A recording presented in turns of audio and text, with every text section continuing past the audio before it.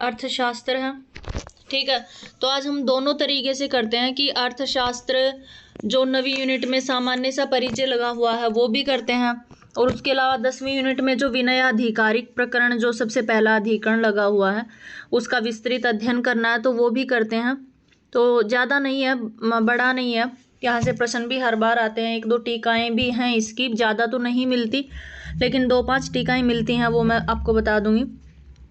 तो सबसे पहले अर्थशास्त्र। वैसे देखा जाए तो अर्थशास्त्र में देखो बताया गया है कि मतलब मनुष्य का जीवन किस तरीके से होना चाहिए। नॉर्मल सी बात यह है, अर्थ का मतलब धन होता है कि मनुष्य किस प्रकार से या किस नियमों से किस तरीके से वह अपना जीवन व्यतीत करे, और राजा को कैसा होना चाहिए, अमात्यों को कैसा होना चाहिए, ये सारी चीज़ें इसमें बताई गई हैं। तो कह रहे हैं अर्थशास्त्र के रचयिता कौटिल्य हैं। कौटिल्य वही कौटिल्य हैं जो चंद्रगुप्त के प्रधान अमात्य होते थे। ठीक है, तो मौर्य साम्राज्य के ये प्रधान अमात्य कौटिल्य, जिनका नाम हम लोग चाणक्य लेते हैं क्योंकि इनके पिता का नाम चणक था, इसलिए इनको चाणक्य कहा जाता था।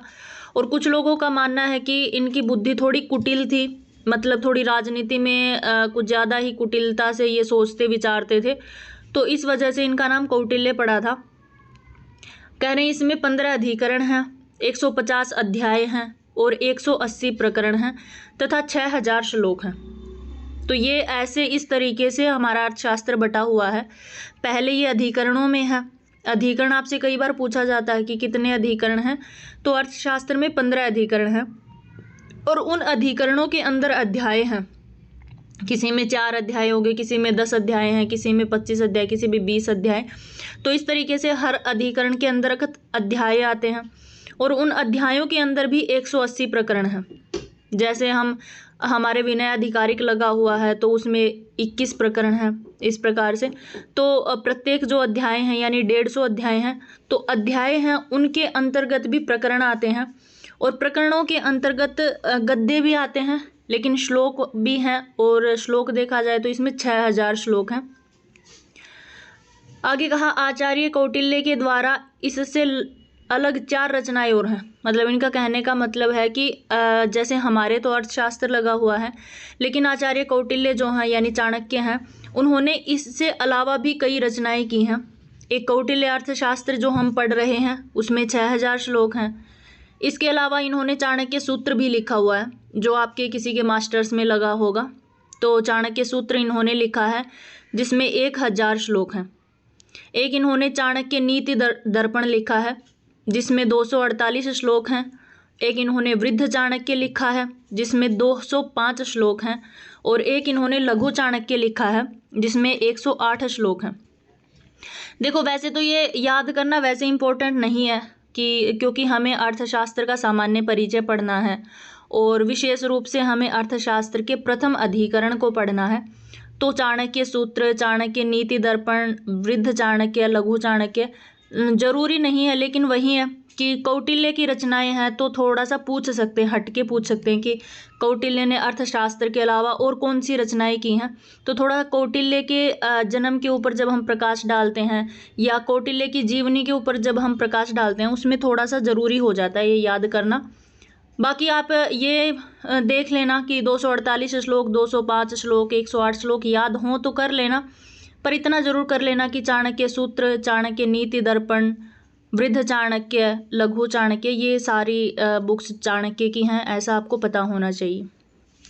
ठीक है, अब इससे आगे हैं कि आचार्य कौटिल्य के इस ग्रंथ में अनेक नाम मिलते हैं। जैसे हम नॉर्मल रूप से भी देखो चाणक्य के हम एक बार चाणक्य बोलते हैं, कुछ लोग इनको कौटिल्य बोलते हैं। तो ये जो अर्थशास्त्र है इसमें इनके और भी नाम मिलते हैं, 7-8 नाम मिलते हैं कि चाणक्य को इन नामों से भी जाना जाता था। तो सबसे पहले चाणक्य है, कौटिल्य है, ये सब लोग जानते हैं कि इनका नाम चाणक्य है, कौटिल्य है। एक इनका नाम मिलता है वात्यायन। जैसे हमने चाणक्य सुना हुआ है, कौटिल्य भी सुना हुआ है, लेकिन इससे एक्स्ट्रा एक नाम है इनका वात्यायन। ये वात्यायन के नाम से भी जाने जाते थे, ऐसा अर्थशास्त्र में मिलता है। एक मल्लनाग इनका नाम है, दुर्मिल, पक्षी स्वामी इनको बोलते हैं, और विष्णुगुप्त तो इनका प्रमुख नाम है। ऐसा बोला जाता है कि इनका पितृदत्त जो नाम है यानी पिता के द्वारा जो नाम दिया गया था वो यही नाम था। इनको विष्णुगुप्त के नाम से ही जाना जाता है, और आंगल इनका एक नाम मिलता है। तो ये 7-8 नाम है जो चाणक्य के ही पर्यायवाची हैं, मतलब चाणक्य के ही दूसरे नाम हैं। तो थोड़ा ध्यान रख लेना ये भी। आगे कह रहे हैं अर्थशास्त्र 4वीं शती ईस्वी पूर्व का संस्कृत का एक ग्रंथ है। मतलब वैसे तो इनका देखो काल निर्धारण करना, किसी भी जो पहले प्राचीन में जो ग्रंथ लिखे जा चुके हैं तो उनका समय हम एग्जैक्ट समय नहीं बता सकते हैं कि ये इसी समय में हुई होगी, तो इनका लगभग समय बताया जाता है।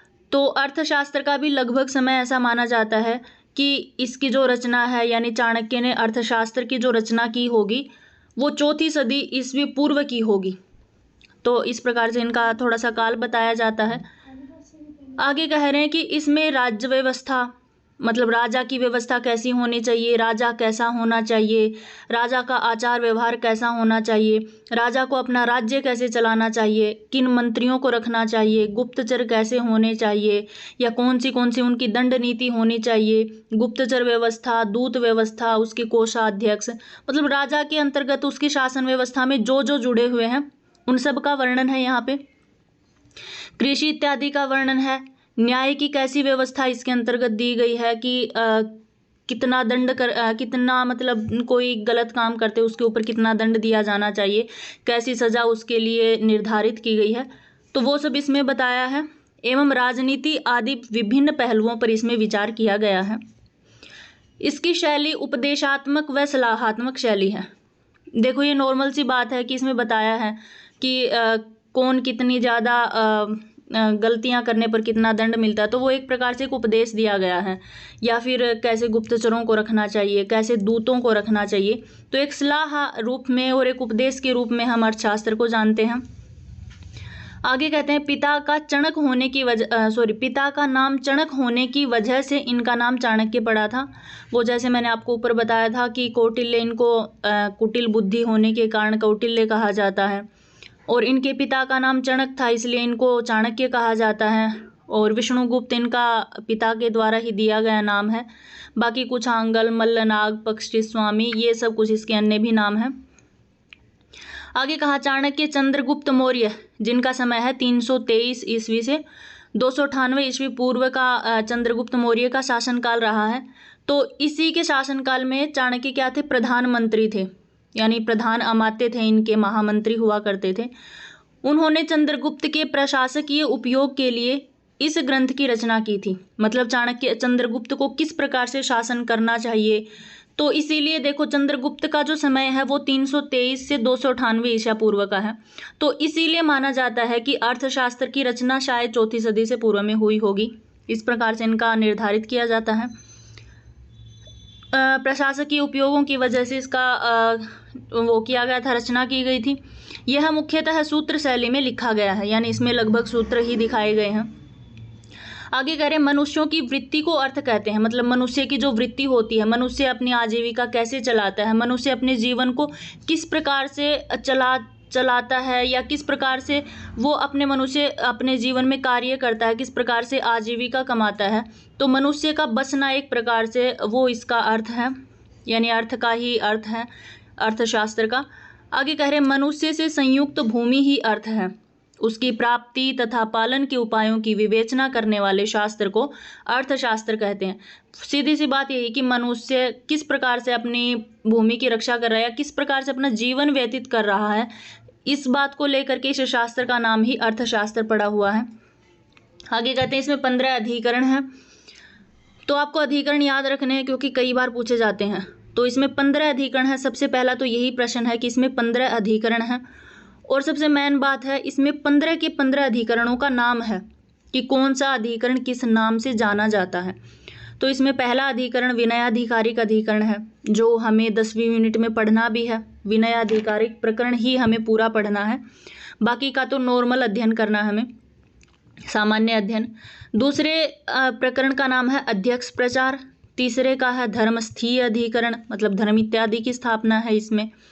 चौथा है कंटक शोधन। कंटक शोधन में बस जो हमें जनता लूट खसोट रही है उनको किस प्रकार से दंड देना चाहिए, तो वो सब इसमें बताया है।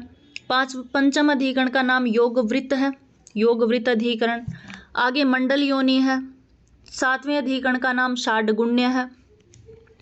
आगे व्यसनाधिकारिक है, फिर अभियास्थित कर्म अधिकरण है, 10वें अधिकरण का नाम संग्राम अधिकरण है, 11वें का संघवृत्ताधिकरण है, 12वें का आबलीय अधिकरण है, आबलीयस अधिकरण, और 13वां है दुर्ग लंघन उपाय अधिकरण है, 14वें का है औपनिषदिक अधिकरण है, और 15वें अधिकरण का नाम है तंत्र युक्त अधिकरण। तो ये 15 के 15 आपको याद रखने हैं कि कौन से अधिकरण का कौन सा नाम है। पहला अधिकरण कौन सा है, आपसे पूछ लेंगे 60 गुण्य जो अधिकरण है वो कौन सा है, तो आपको बताना है कि ये सप्तम अधिकरण है। इससे आगे है कौटिल्य के अर्थशास्त्र में कई आचार्यों के नाम परिगणित हैं। मतलब जब कौटिल्य ने अर्थशास्त्र लिखा था तो उससे पहले उनके अर्थशास्त्र में हमें कई आचार्यों के नाम मिलते हैं पहले से ही। तो ऐसा माना जाता है कि इन आचार्यों के बाद के हैं या फिर इन्होंने इन आचार्यों को अपने अर्थशास्त्र में जगह दिया। तो पहले मनु हैं, मनु के अनुयायी या मानव कहे जाते हैं। बारहस्पत्य यानी बृहस्पति जो विद्वान ऋषि हुए हैं उनके अनुयायियों का वर्णन है। औशनस आप जानते होंगे, औशनस थोड़ा सा अलग नाम है लेकिन आप शुक्राचार्य को सब जानते होंगे। तो शुक्राचार्य के अनुयायियों को ही औशनस अनुयायी कहा जाता है। तो भारद्वाज का मत है, इसमें विशालाक्ष इत्यादि आचार्यों की चर्चा हुई है। पराशर हैं, पिशुन हैं, कोण पदंत, भीष्म इत्यादि, वातव्याधि हैं और बाहुदंती पुत्र।